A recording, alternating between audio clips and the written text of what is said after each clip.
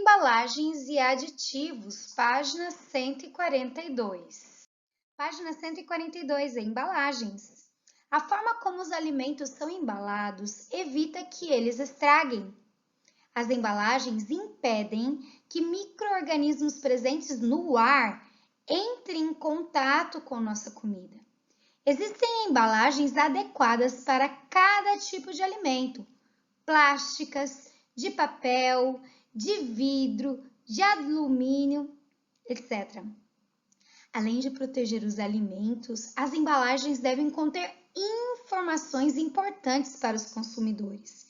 Os componentes do produto, seu valor nutricional, a data de fabricação, o prazo de validade e o prazo de consumo após a abertura da embalagem.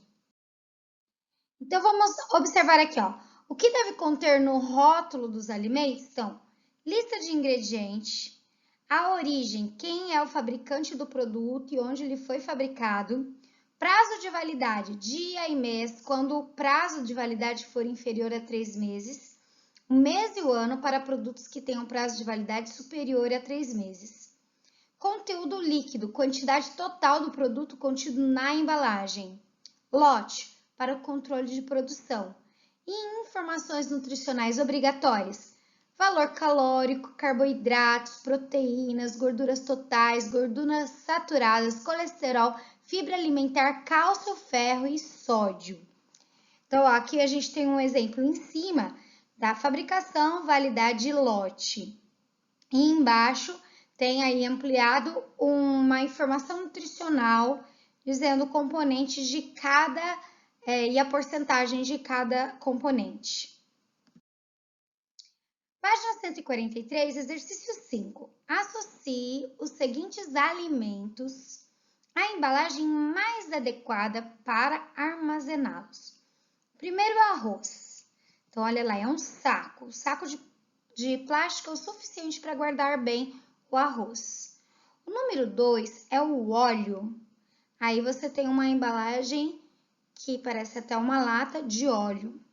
E o número 3 são palmitos em conserva, e daí você tem um vidro de palmitos em conserva. Número 6. Observe a embalagem de um produto e responda às questões a seguir. Então, vai ser uma resposta pessoal, mas eu vou ler pergunta por pergunta para você. Qual é o prazo de validade do produto? Você tem que ir lá olhar, vale, e ver que validade que é. Após ter sido aberto, onde e como esse produto deve ser armazenado, está escrito no rótulo. Qual é o prazo do consumo desse produto depois de aberto? Também está escrito no rótulo. Alimentos mal conservados e doenças. Alimentos mal conservados podem provocar doenças graves, como botulismo, intoxicação causada pela ingestão de alimentos contaminados com a bactéria Clostridium botulinum. Os principais sintomas dessa enfermidade são diarreia, vômito e febre. Em casos graves, pode ocorrer tontura, visão dupla, boca seca, paralisação dos músculos respiratórios e até mesmo a morte. Para evitar essa e outras doenças transmitidas por meio de alimentos contaminados, observe sempre o estado de conservação da embalagem, a cor e o odor do produto. Além disso, evite latas enferrujadas, amassadas e estufadas. E verifique se o lacre ou a tampa estão em perfeitas condições. Se você suspeitar de que algo esteja errado, escolha outra unidade. Cientistas em ação, página 144. É possível impedir ou retardar o escurecimento das frutas? Então, olha lá a experiência. Maçãs, bananas e várias outras frutas escurecem depois de cortadas ou descascadas. Como isso pode ser evitado? Então, a experiência é: você vai precisar de um limão e uma maçã. Como fazer? Corte a maçã e o limão ao meio. Pingue um pouco de limão em uma das metades da maçã e espere algum tempo. Daí, minhas descobertas. Com o passar do tempo, o que aconteceu com as duas metades da maçã? Qual foi a ação do limão sobre a maçã? Então, a metade em que o limão foi pingado escureceu mais lentamente que a outra. O limão contém substâncias que retardam o escurecimento dos alimentos, conservando-os por mais tempo. Então, olha lá, uma maçã em que foi passado o limão de um lado e não do outro. Então, o lado que não foi passado o limão escureceu mais rápido e o outro foi conservado. Por quê? O sumo do limão contém a vitamina C, que é um antioxidante que impede que a maçã sofra oxidação quando exposta ao ar. Aditivos naturais e artificiais. Nos alimentos industrializados também existem substâncias naturais ou artificiais que executam uma função semelhante à do limão quando pingado na maçã. Então, aí você vê, tudo que é colocado no alimento é um aditivo. De um lado estão os aditivos que são tirados da própria natureza, então a gente chama de aditivos naturais, e de outros, alguns químicos, a gente chama de aditivos artificiais. Clique! As substâncias naturais ou artificiais que são colocados nos alimentos durante sua preparação com o objetivo de conservá-los e melhorar características como a qualidade nutritiva, a cor e o sabor são chamados de aditivos. Número 7, da página 145. Pesquise sobre alguns aditivos naturais utilizados na conservação dos alimentos. Então, eu trouxe aqui o sal, cravo da Índia, canela, vinagre, pimenta do reino, alho e açúcar, entre outros. E você repara que aqui eu trouxe uma foto bem antiga, uma foto aqui de um mercado e uma foto de alguns produtos naturais.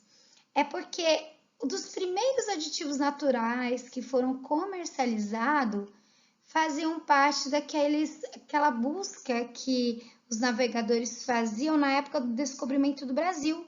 Por isso que eles iam buscar especiarias nas Índias. As especiarias eram isso que essas mulheres estão vendendo. Eram produtos que ajudavam a conservar os alimentos. Por isso que eles eram tão valiosos. Na época não tinha tanto conhecimento com relação à microbiologia, às bactérias, aos fungos, não tinha energia elétrica, não tinha geladeira. Então, eles começaram a perceber que algumas coisas faziam conservar os alimentos. A defumação, o sal, secar o alimento e os aditivos, que seriam essas especiarias. Então, eles pagavam caro, era valioso esses produtos e por isso que os navegantes iam buscar nas Índias, tinha as rotas das especiarias. E foi numa dessa aí que acabaram parando aqui no Brasil e houve o descobrimento do Brasil. Para aumentar o prazo de validade e a qualidade nutritiva de seus produtos, as indústrias alimentícias aperfeiçoaram técnicas caseiras que envolviam o uso de aditivos naturais ou artificiais no preparo dos alimentos. A utilização de conservantes em produtos alimentícios impede o desenvolvimento de fungos e bactérias que os apodrecem, aumentando dessa forma o seu prazo de validade. E para que os alimentos fiquem com cores bonitas e atrativas, são adicionados corantes, que podem ser naturais ou artificiais. O corante alimentício mais comum é a anilina.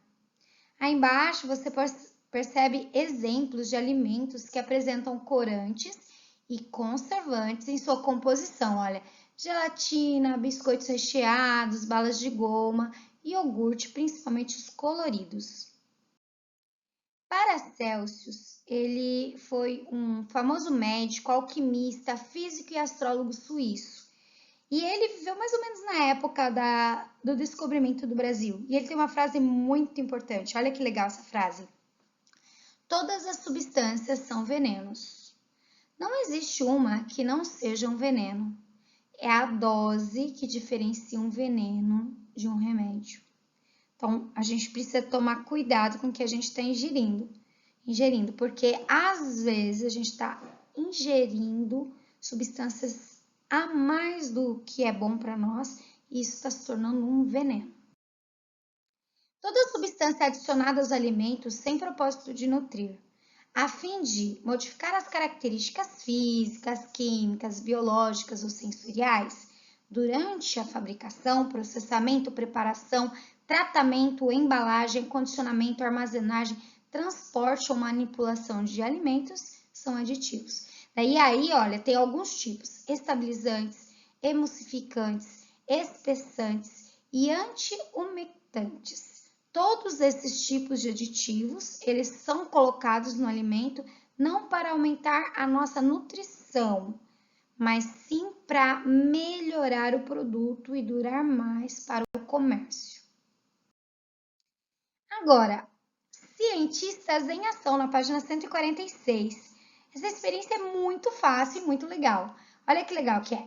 Você vai precisar de um copo, 3 folhas de violeta, álcool e papel toalha. Despeje um pouco de álcool no copo, esprema as folhas de violeta e coloque dentro. Deixe-o tampado de um dia para o outro. Recorte uma tira de papel toalha, coloque a ponta dela dentro da mistura por 30 minutos e observe o que acontece. Eu vou pôr um vídeo agora para vocês verem mais ou menos como é a experiência. Não é bem igualzinho não, mas dá para você observar.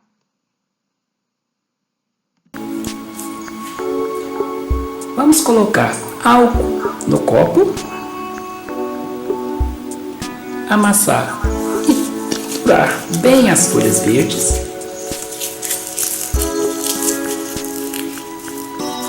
e colocá-las dentro do copo com álcool. Aguardar por algumas horas e o resultado final vou mostrar como fica.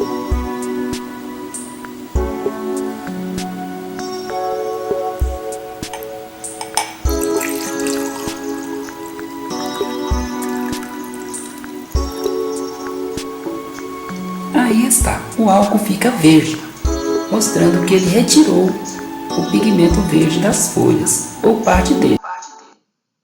Então, depois que você fizer isso, daí que vai ter o papel toalha para você tentar absorver os pigmentos, que seria a clorofila, combinado? Então, minhas descobertas, o que você descobriu? Uma resposta pessoal, dependendo da sua experiência, tá bom? Você sabia, da página 147, como foram inventados o leite em pó e o leite condensado? Eu amo os dois, e você? Então vamos ver como foi descoberto?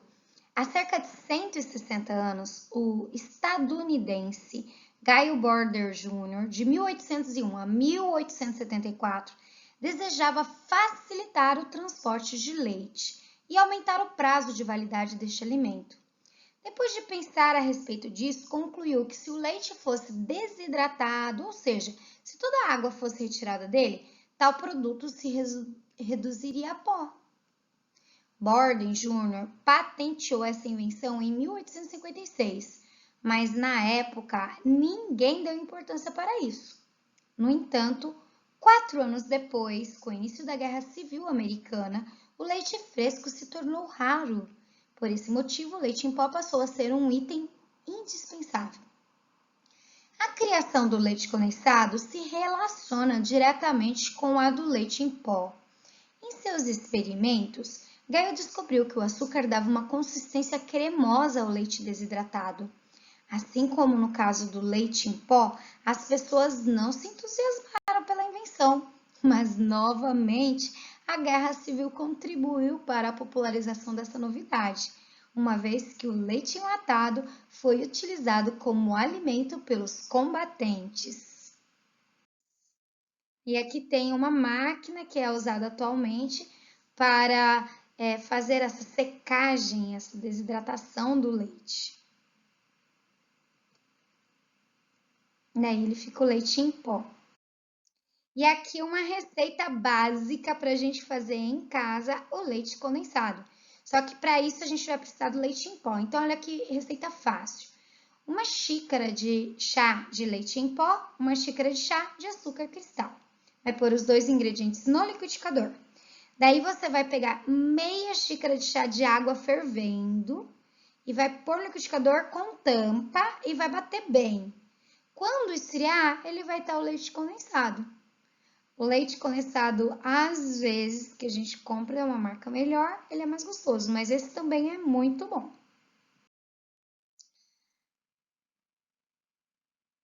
Devemos ficar atentos aos prazos de validade ao consumo dos alimentos e, sempre que necessário, devemos guardá-los na geladeira. Então, o prazo de validade é muito importante. Aqui eu tenho umas ilustrações de alimentos que estão contaminados e eles passam doenças sérias para nós. Então, não vale muito a pena a gente comer comida estragada, né? Além da diarreia, mal-estar, dor de cabeça, a gente ainda pode estar correndo o risco de ter uma bactéria ou um fungo pior para fazer mal para a gente. Não é verdade? Um beijo e até a próxima aula!